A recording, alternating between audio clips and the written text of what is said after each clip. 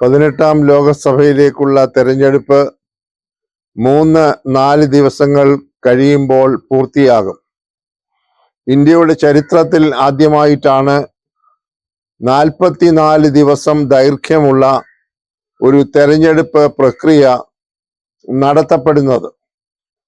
2024 April 19-ാം തീയതി ആരംഭിച്ച വോട്ടെടുപ്പാണ് 2024 June 1-ാം തീയതി അവസാനിക്കാൻ പോകുന്നത്. 543 ലോക്സഭാ മണ്ഡലങ്ങളിലേക്കുള്ള തെരഞ്ഞെടുപ്പിന് ഇത്രയും ദീർഘമേറിയതായ ഒരു പ്രക്രിയ ആവശ്യമുണ്ടായിരുന്നോ എന്ന ചോദ്യം പല കോണുകളിൽ നിന്ന് ഇതിനോടകം തന്നെ ഉയർന്നു കഴിഞ്ഞു. അതിന് കേന്ദ്ര തെരഞ്ഞെടുപ്പ് കമ്മീഷൻ പറയുന്നതായ കാരണങ്ങൾ അവർക്ക് തന്നെ ബോധ്യപ്പെട്ടതാണ്. അത് മറ്റുള്ളവരുടെ ബോധ്യപ്പെടൽ അവർ ആഗ്രഹിക്കുന്നതുമില്ല. ഭരണഘടനാപരമായി സ്ഥാപിതമായ കേന്ദ്ര തെരഞ്ഞെടുപ്പ് കമ്മീഷന്റെ പ്രവർത്തനങ്ങളെ സംബന്ധിച്ച് ഇതിനോടകം തന്നെ പല വിമർശനങ്ങളും ഉണ്ടായിട്ടുണ്ട്. കേന്ദ്ര തെരഞ്ഞെടുപ്പ് കമ്മീഷന്റെ പ്രവർത്തനങ്ങൾ സുതാര്യമായിരിക്കണം, നിഷ്പക്ഷമായിരിക്കണം, അതുപോലെ തന്നെ വളരെ കൃത്യനിഷ്ഠയോടെ ഉള്ളതായിരിക്കണം, മുഖം നോക്കാതെ നടപടികൾ എടുക്കുന്നതായിരിക്കണം എന്നൊക്കെയാണ് ഇന്ത്യയുടെ ചരിത്രം പരിശോധിക്കുന്നവർക്ക് എല്ലാവർക്കും മനസ്സിലായിട്ടുള്ളത്. എന്നാൽ ഇപ്പോഴത്തെ കേന്ദ്ര തെരഞ്ഞെടുപ്പ് കമ്മീഷന്റെ പ്രവർത്തനങ്ങളിൽ അല്പം സുതാര്യതയോ അല്ലെങ്കിൽ വേണ്ട രീതിയിലുള്ള ജാഗ്രതയോ ശുഷ്കാന്തിയോ ചില രംഗങ്ങളിൽ കാട്ടിയിട്ടില്ല എന്ന ആക്ഷേപമാണ് ചില രാഷ്ട്രീയ കക്ഷികൾ ഉന്നയിച്ചിരിക്കുന്നത്. എന്തിനു പറയട്ടെ, ബഹുമാനപ്പെട്ട സുപ്രീം കോടതി പോലും ചില ഘട്ടങ്ങളിൽ ഇടപെട്ട് ചില നിർദ്ദേശങ്ങൾ കൊടുക്കേണ്ടതായ അഭൂതപൂർവമായ ഒരു സാഹചര്യവും ഈ തെരഞ്ഞെടുപ്പിൽ ഉണ്ടായിട്ടുണ്ട്. ലോകത്തിലെ ഏറ്റവും വലിയ ജനാധിപത്യ രാഷ്ട്രം എന്നറിയപ്പെടുന്ന ഇന്ത്യയിലെ ലോക്സഭാ തെരഞ്ഞെടുപ്പ് എന്ന് പറയുന്നത് ലോകം മുഴുവൻ ശ്രദ്ധിക്കുന്ന ഒരു തെരഞ്ഞെടുപ്പാണ്. കാരണം അത്രയേറെ വൈവിധ്യവും സങ്കീർണതയുമുള്ള ഒരു തെരഞ്ഞെടുപ്പ് സംവിധാനമാണ് ഇന്ത്യയിൽ ഉള്ളത്. ഏതായാലും ഇത്രയും കാലമൊക്കെ താരതമ്യേന മെച്ചപ്പെട്ട രീതിയിൽ തന്നെ തെരഞ്ഞെടുപ്പുകൾ നടക്കുന്നു എന്നത് ഇന്ത്യക്കാർക്ക് അഭിമാനിക്കുന്ന ഒരു സംഗതിയാണ്. ഇപ്പോൾ പൂർത്തിയാകുന്ന തെരഞ്ഞെടുപ്പിലും വലിയ അക്രമ സംഭവങ്ങളൊന്നും ഇന്ത്യയിൽ ഒരിടത്തു നിന്നും ഉണ്ടായിട്ടില്ല. വലിയ ക്രമക്കേടുകളൊന്നും ഇപ്പോൾ ചൂണ്ടിക്കാണിക്കപ്പെട്ടിട്ടില്ല. എന്നാലും ചില സംശയങ്ങളൊക്കെ രാഷ്ട്രീയ നേതാക്കന്മാർ അപ്പോഴപ്പോഴായി ഉന്നയിക്കുന്നുണ്ട്. ഏതായാലും ഇനിയും എല്ലാ കണക്ക് കൂട്ടലുകളും ഇപ്പോൾ താൽക്കാലികമായി വോട്ടിങ്ങിനെ സംബന്ധിച്ച് അവസാനിപ്പിച്ചുകൊണ്ട് എല്ലാ രാഷ്ട്രീയ കക്ഷികളും ഇന്ത്യ രാജ്യത്തുള്ള പൊതുസമൂഹവും ജൂൺ മാസം 4-ാം തീയതി നടക്കാൻ പോകുന്ന തെരഞ്ഞെടുപ്പ് ഫലത്തെക്കുറിച്ച് ജിജ്ഞാസയോടുകൂടിയാണ് ദിവസങ്ങൾ കഴിക്കുന്നത്. ഇപ്പോൾ രാഷ്ട്രീയ കക്ഷികൾ ഏതാണ്ട് കൂട്ടലും കിഴിക്കലുകളും ഒക്കെ ആരംഭിച്ചു കഴിഞ്ഞു. 7 ഘട്ടങ്ങളിലായി നടന്ന തെരഞ്ഞെടുപ്പിന്റെ 6 ഘട്ടങ്ങൾ പൂർത്തിയായി നിൽക്കുമ്പോൾ BJP നേതൃത്വം കൊടുക്കുന്ന മുന്നണി നേതാക്കന്മാർ അവകാശപ്പെടുന്നത് അവർക്ക് ആവശ്യത്തിൽ കവിഞ്ഞ ഭൂരിപക്ഷം ഇതിനോടകം തന്നെ ലഭിച്ചു കഴിഞ്ഞു എന്നുള്ളതാണ്. നമുക്ക് എല്ലാവർക്കും അറിയാം, BJP നേതൃത്വം കൊടുക്കുന്ന NDA മുന്നണി എക്കാലവും തുടക്കം മുതൽ പറഞ്ഞുകൊണ്ടിരിക്കുന്നത് 400-ലധികം സീറ്റുകൾ അവർ കരസ്ഥമാക്കും എന്നുള്ളതാണ്. എന്നാൽ അതിനെ സംബന്ധിച്ച് 5-ാം ഘട്ടം 6-ാം ഘട്ടമൊക്കെ ആയപ്പോൾ ആ സംഖ്യ പറയുന്നതിൽ നിന്ന് കുറച്ച് പിന്നാക്കം പോയി. മാധ്യമങ്ങളൊക്കെ ബഹുമാനപ്പെട്ട പ്രധാനമന്ത്രിയോട് ഈ സംഖ്യയെക്കുറിച്ച് ചോദിച്ചപ്പോൾ അദ്ദേഹം വളരെ തന്ത്രപരമായി ഒരു മറുപടി പറഞ്ഞൊഴിയുകയാണ് ചെയ്തത്. 400 എന്ന് പറയുന്നത് ഞങ്ങൾ പറഞ്ഞതല്ല, ജനങ്ങൾ പറഞ്ഞതാണ് എന്ന് അദ്ദേഹം ഒരു തിരുത്തൽ വരുത്താൻ ശ്രമിച്ചെങ്കിലും അത് വേണ്ട രീതിയിൽ ഏച്ചിയിട്ടില്ല. എന്നാൽ തുടർന്ന് ശ്രീ അമിത്ഷാ ആവർത്തിച്ചു പറയുന്നത് ഞങ്ങൾക്ക് വേണ്ടത്ര ഭൂരിപക്ഷം 5-ാം ഘട്ടം കഴിഞ്ഞപ്പോൾ തന്നെ ലഭിച്ചു കഴിഞ്ഞു.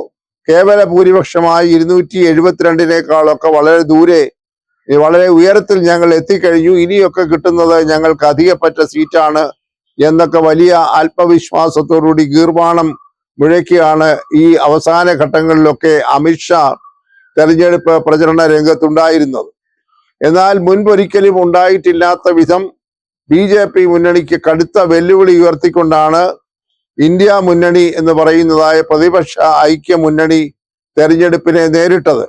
ഒരുപക്ഷെ ഇന്ത്യയുടെ ചരിത്രത്തിൽ ആദ്യമാണ് 27 കക്ഷികൾ ഒരുമിച്ച് ചേർന്ന് ഒരു പ്രതിപക്ഷ മുന്നണി ഉണ്ടാക്കുക എന്നത്. അവരുടെ ഏക മുദ്രാവാക്യം എന്ന് പറയുന്നത് ഇന്ത്യയുടെ ഭരണഘടനയെ സംരക്ഷിക്കുക എന്നതാണ്. അതിന്റെ അർത്ഥം ഇന്ത്യയുടെ ഭരണഘടനയെ അടിസ്ഥാനപരമായി പോലും അതിന്റെ സ്വഭാവം മാറ്റാനായി ഭരണകക്ഷിയായ BJPയും സഖ്യകക്ഷികളും ശ്രമിക്കുന്നു. അത് ഈ രാജ്യത്തിന് അപകടമാണ് എന്ന സന്ദേശമാണ് അവർ പ്രചരിപ്പിച്ചുകൊണ്ടിരുന്നത്. അതോടൊപ്പം തന്നെ പ്രധാനമന്ത്രി നരേന്ദ്രമോദി മുൻപൊരിക്കലും ഇല്ലാത്ത വിധം ഇന്ത്യ മഹാരാജ്യം മുഴുവൻ തെക്ക് മുതൽ വടക്ക് വരെ, കിഴക്ക് മുതൽ പടിഞ്ഞാറ് വരെ സന്ദർശിച്ച് വലിയ വ്യാപകമായിട്ടുള്ള തെരഞ്ഞെടുപ്പ് പ്രചരണ പ്രക്രിയയാണ് പൂർത്തീകരിച്ചത്. അദ്ദേഹം പലപ്പോഴും പ്രധാനമന്ത്രിയാണ് എന്ന കാര്യം പോലും വിസ്മരിച്ചുകൊണ്ട് വെറും ഒരു രാഷ്ട്രീയ നേതാവിന്റെ തലത്തിലേക്ക് താണ് ഈ പ്രചരണ പരിപാടികൾ പങ്കെടുത്തു എന്ന ആക്ഷേപവും നിലനിൽക്കുന്നുണ്ട്.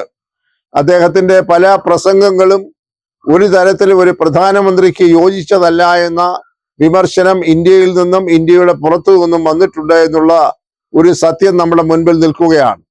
അദ്ദേഹം എന്ത് വില കൊടുത്തും അധികാരത്തിലേറുക എന്നത് മാത്രമാണ് ലക്ഷ്യം എന്നത് പ്രകടമാക്കി കഴിഞ്ഞു. അതുകൊണ്ടാണ് അവർ ഇപ്പോഴും ആത്മവിശ്വാസത്തോടുകൂടി പറയുന്നത് ഞങ്ങൾക്ക് ആവശ്യത്തിലധികം ഭൂരിപക്ഷം ലഭിച്ചു എന്ന്. മൂന്നാം വട്ടത്തിലേക്ക് ഞങ്ങൾ പ്രവേശിക്കാൻ തയ്യാറാവുകയാണ്.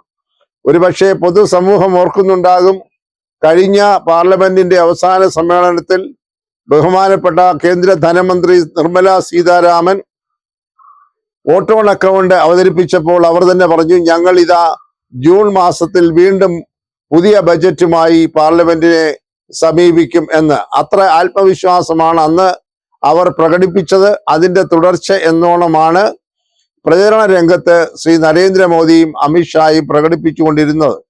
എന്നാൽ ഇന്ത്യ സഖ്യത്തിന്റെ നേതാക്കന്മാരായിട്ടുള്ള ശ്രീ മല്ലികാർജുന ഖാർഗെ, രാഹുൽ ഗാന്ധി, അഖിലേഷ് യാദവ്, MK സ്റ്റാലിൻ തുടങ്ങിയതായിട്ടുള്ള വിവിധ സംസ്ഥാനങ്ങളിലെ പ്രതിപക്ഷ കക്ഷി നേതാക്കന്മാർ വളരെ ആഴമായിട്ടുള്ള ആത്മവിശ്വാസത്തോടു കൂടിയാണ് മുന്നോട്ട് പോയിക്കൊണ്ടിരിക്കുന്നത്. അവരുടെ ഭാഗത്തും കണക്കുകൂട്ടലുകളൊക്കെ ആരംഭിച്ചു. ഏറ്റവും ഒടുക്കം കിട്ടുന്ന വാർത്തയനുസരിച്ച് ജൂൺ മാസം 1-ാം തീയതി തെരഞ്ഞെടുപ്പ് പൂർത്തിയായി കഴിഞ്ഞാൽ അന്ന് തന്നെ ഇന്ത്യ സഖ്യത്തിന്റെ മുന്നണി യോഗം ചേർന്ന് തുടർ നടപടികൾ എന്തായിരിക്കണം എന്ന് ആലോചിക്കുമെന്നാണ്. അപ്പോൾ തമിഴ്നാട്ടിലെയൊക്കെ പ്രധാനപ്പെട്ട കക്ഷി, പ്രാദേശിക കക്ഷിയാണെങ്കിലും ദേശീയ പ്രാധാന്യമുള്ള DMKയുടെ നേതാവായ അവിടുത്തെ ഇപ്പോഴത്തെ മുഖ്യമന്ത്രിയായ ശ്രീ MK സ്റ്റാലിൻ പറഞ്ഞത്, ഞങ്ങളുടെ ഭാഗത്ത് നിന്ന് കേന്ദ്ര മന്ത്രിസഭയിൽ ആകേണ്ട ആളുകളുടെ പട്ടിക പോലും ഞങ്ങൾ ആലോചിച്ചു വച്ചിരിക്കുകയാണ് എന്നത്രേ.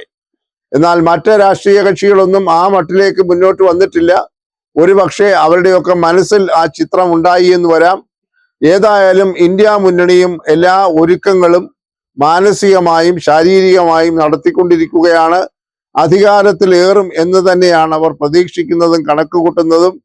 BJPക്ക് ഒരു കാരണവശാലും ഒരു 3-ാം ഊഴം കൊടുക്കുകയില്ല എന്ന നിശ്ചയദാർഢ്യത്തോടു കൂടിയുള്ള കൂട്ടലുകളും കിഴിക്കലുകളുമാണ് ഇപ്പോഴും നടന്നുകൊണ്ടിരിക്കുന്നത്. വോട്ടിങ്ങിൽ പൊതുവെ കണ്ടതായിട്ടുള്ള ഉദാസീനത രണ്ട് മുന്നണികളെയും കാര്യമായി ബാധിച്ചിട്ടുണ്ട്. മുൻപൊരിക്കലും ഇല്ലാത്ത വിധം വോട്ടിങ്ങിന്റെ ശതമാനം ഈ പ്രാവശ്യത്തെ തെരഞ്ഞെടുപ്പിൽ 2024 തെരഞ്ഞെടുപ്പിൽ കുറഞ്ഞിട്ടുണ്ട്. 2014-ലും 2019-ലും നടന്ന തെരഞ്ഞെടുപ്പുകളിൽ ഉണ്ടായിരുന്ന വോട്ടിംഗ് ശതമാനത്തെക്കാൾ കാര്യമായ കുറവ് ഈ പ്രാവശ്യത്തെ വോട്ടിങ്ങിൽ ഉണ്ടായിട്ടുണ്ട്. അതിൽ പ്രധാനമായി ചൂണ്ടിക്കാണിക്കുന്ന ചില കാരണങ്ങൾ, ഒന്ന്, കടുത്ത വരൾച്ച അല്ലെങ്കിൽ കടുത്ത ഉഷ്ണപാതമായതുകൊണ്ട് ഉത്തരേന്ത്യൻ സംസ്ഥാനങ്ങളിലൊക്കെ ആളുകൾ പുറത്തിറങ്ങാൻ മടിച്ചു എന്നതാണ്. എന്നാൽ അതിനേക്കാളൊക്കെ പ്രധാനമായി കാണേണ്ടത് നാഗരിക മേഖലകളിൽ, നഗരമേഖലകളിലുള്ള ആളുകളുടെ ഉദാസീനതയാണ്. അത് പലതരത്തിൽ വ്യാഖ്യാനിക്കപ്പെടുന്നുണ്ട്. ഏർബൻ ലെത്താർജി, ഇൻഡിഫറൻസ് എന്നൊക്കെ പറയുന്ന, അല്ലെങ്കിൽ നാഗരിക ഉദാസീനത എന്ന് പറയുന്ന ആ ഒരു പ്രക്രിയയിലൂടെ പല ആളുകളും വോട്ടിങ്ങിൽ നിന്ന് പിന്മാറിയിരുന്നു, വോട്ടിങ്ങിന് പോയില്ല എന്ന ഒരു വ്യാഖ്യാനവുമുണ്ട്. മറ്റൊരു വിഭാഗം ആളുകൾക്ക് ഇതിലൊക്കെയുള്ള വിശ്വാസം നഷ്ടപ്പെട്ടിരിക്കുന്നു.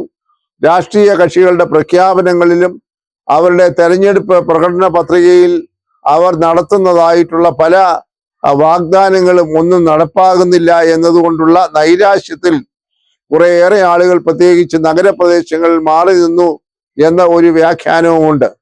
എന്തായാലും ശരി, തെരഞ്ഞെടുപ്പ് ശതമാനത്തിൽ വോട്ടിംഗ് ശതമാനത്തിലുണ്ടായ കുറവ് ഏത് മുന്നണിയെയാണ് ഗുണകരമായി ദോഷകരമായി ബാധിക്കുന്നത് എന്നതിനെ സംബന്ധിച്ച് ഇതുവരെ ശാസ്ത്രീയമായിട്ടുള്ള ഒരു പഠനവും ആരും നടത്തിയിട്ടില്ല. അങ്ങനെ കുറ്റമറ്റ ഒരു പഠനം നടത്താവുന്ന ഒരു മേഖലയുമല്ല ഇത്. ഒരു കാര്യം കൂടെ നമുക്ക് കാണേണ്ടതായി വരുന്നുണ്ട്. ജൂൺ മാസം 1-ാം തീയതി വൈകിട്ട് 6 മണി കഴിയുമ്പോൾ പോസ്റ്റ് പോൾ സർവേ എന്ന രീതിയിൽ ഇന്ത്യയിലെ സർവേ ഏജൻസികളെല്ലാം ഫലം പുറപ്പെടുവിക്കാൻ തുടങ്ങും. അത് അവരുടെ തൊഴിലിന്റെ ഭാഗമാണ്. അതെല്ലാം അവരുടേതായ സങ്കേതങ്ങൾ ഉപയോഗിച്ചുകൊണ്ട് കണക്ക് കൂട്ടി ഇത്ര മുന്നണിക്ക്, ഏത് മുന്നണിക്ക് ഇത്ര സീറ്റുകൾ കിട്ടും, മുന്നണിയിലെ ഘടകകക്ഷികൾക്ക് ഇന്ന സംസ്ഥാനങ്ങളിൽ എത്ര സീറ്റുകൾ കിട്ടുമെന്നൊക്കെ അവർ ചില കണക്കുകളുമായി താമസിയാതെ രംഗത്ത് വരും. അത് നിയമം അനുസരിച്ച് തെരഞ്ഞെടുപ്പ് വോട്ടിംഗ് കഴിഞ്ഞാൽ മാത്രമേ പ്രസിദ്ധപ്പെടുത്താൻ പാടുള്ളൂ. അതുകൊണ്ട് ജൂൺ മാസം 1-ാം തീയതി വൈകിട്ട് മുതൽ ഇന്ത്യയിലുള്ള സകല സർവേ ഏജൻസികളും പോസ്റ്റ് പോൾ സർവേ ഫലവുമായി രംഗത്ത് വരും എന്ന കാര്യത്തിൽ യാതൊരു തർക്കവുമില്ല. BJP മുന്നണിയെ സംബന്ധിച്ചിടത്തോളം അവരെല്ലാ ഒരുക്കങ്ങളും ആഭ്യന്തരമായി ചെയ്തിരിക്കുന്നു എന്ന് തന്നെ വേണം വിചാരിക്കാൻ. അവിടെ ഒരു കാര്യം നാം കാണേണ്ടത്, വലിയ ഒരുക്കങ്ങളുടെ ഒന്നും ആവശ്യമില്ല.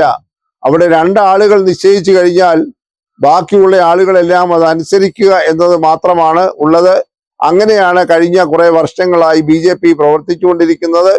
ശ്രീമാൻ നരേന്ദ്രമോദി നിർദ്ദേശിക്കും, ശ്രീമാൻ അമിത്ഷാ അത് നടപ്പിലാക്കും. ഈ 2 പേർക്ക് അറിഞ്ഞു കഴിഞ്ഞാൽ അവരാണ് ആരൊക്കെ മന്ത്രിമാരാകണം, എന്തെല്ലാം വകുപ്പുകൾ അവർ ഭരിക്കണം എന്നൊക്കെ ഈ 2 പേരും തമ്മിൽ മാത്രമേ ഉള്ളൂ ഒരു കൂടിയാലോചന. മറ്റുള്ള ആളുകളൊക്കെ ഇവർ പറയുന്നത് അതുപോലെ നിശബ്ദമായി നിസ്സംഗരായി സ്വീകരിക്കുക എന്നതിൽ കവിഞ്ഞ ഒരു ജനാധിപത്യ സ്വഭാവമൊക്കെ ഭാരതീയ ജനതാ പാർട്ടിക്ക് കഴിഞ്ഞ ഒരു 10 വർഷങ്ങളായി നഷ്ടപ്പെട്ടിരിക്കുന്നു എന്ന് പറഞ്ഞാൽ അത് അധികപ്പറ്റാവുകയില്ല. അത് വ്യക്തി കേന്ദ്രീകൃതമായ ഒരു പാർട്ടിയായി മാറിയിരിക്കുന്നു. അതിൽ ധാരാളം ബിംബവൽക്കരണമൊക്കെ ഉണ്ട്, സ്വയ ആരാധനയുണ്ട്, ആത്മധൈര്യത്തിന്റെ ഒരു ബാഹ്യമായിട്ടുള്ള അസാധാരണമായ പ്രകടനമുണ്ട്. ഇതെല്ലാം ഒരുതരം അധികാരം നിലനിർത്തുന്നതിനുള്ള ഒരു മാർഗമായി തന്നെ അത് കാണേണ്ടതായിട്ടുണ്ട്. അങ്ങനെയാണ് കാണുന്നതും. അതുകൊണ്ട് ഭാരതീയ ജനതാ പാർട്ടിയുടെ ജനാധിപത്യ സ്വഭാവമൊക്കെ നഷ്ടപ്പെടുന്നത് ഇന്ത്യൻ ജനാധിപത്യത്തിന് തന്നെ അപകടമാണ്. അതോടൊപ്പം തന്നെ ഇന്ത്യ മുന്നണിയിലെ നേതൃത്വം കൊടുക്കുന്ന ഇന്ത്യൻ നാഷണൽ കോൺഗ്രസ് ഒക്കെ ശക്തമായ വിട്ടുവീഴ്ച നടത്തിയാണ് അവർ ഇപ്രാവശ്യത്തെ തെരഞ്ഞെടുപ്പിൽ മത്സരിച്ചത്. 543 ലോക്സഭാ മണ്ഡലങ്ങളുള്ള തെരഞ്ഞെടുപ്പിൽ 400-ൽ താഴെ സീറ്റുകൾ, 350-ൽ താഴെ സീറ്റുകൾ മാത്രമേ ഇത്രയും പാരമ്പര്യമുള്ള ഇന്ത്യൻ നാഷണൽ കോൺഗ്രസ് ഇപ്രാവശ്യം മത്സരിച്ചുള്ളൂ എന്ന് പറയുമ്പോൾ അവർ നടത്തിയതായ വിട്ടുവീഴ്ച മറ്റൊന്നിനുമല്ല, എന്ത് വില കൊടുത്തും BJP മുക്ത ഭാരതം ഉണ്ടാകണം. അതുകൊണ്ട് പ്രാദേശികമായ കക്ഷികൾക്ക് അർഹിക്കുന്ന പ്രാധാന്യം നൽകണം എന്നെല്ലാമുള്ള ഒരു തീരുമാനത്തിന്റെ അടിസ്ഥാനത്തിലാണ് അങ്ങനെ ഒരു നിലപാടെടുത്തത്. ഇപ്പോൾ ഏറ്റവും ഒടുവിൽ കിട്ടുന്ന വാർത്തയനുസരിച്ച് ബഹുമാനപ്പെട്ട മമതാ ബാനർജി സാങ്കേതികമായി ഈ മുന്നണിയിൽ ഇല്ലെങ്കിലും അവർ തന്നെ പുറത്തു വന്ന് ഈ ഗവൺമെന്റ് രൂപീകരിക്കുമ്പോൾ അവർ പിന്താങ്ങും എന്ന് പ്രഖ്യാപിച്ചിട്ടുണ്ട്. അത് നല്ലൊരു സൂചനയാണ്. ഏതായാലും ജൂൺ മാസം 4-ാം തീയതി തെരഞ്ഞെടുപ്പ് ഫലം പുറത്തു വരുമ്പോൾ വലിയ മാറ്റങ്ങളായിരിക്കും ഇന്ത്യയിൽ ഉണ്ടാകാൻ പോകുന്നത്. ഇന്ത്യയുടെ തെരഞ്ഞെടുപ്പ് ചരിത്രത്തിൽ ഒരു പുതിയ അധ്യായം തന്നെ തുറക്കുന്നതായിരിക്കും 2024-ലെ പാർലമെന്റ് തെരഞ്ഞെടുപ്പും അതിന്റെ ഫലവും എന്ന് തന്നെ പറയേണ്ടിയിരിക്കുന്നു.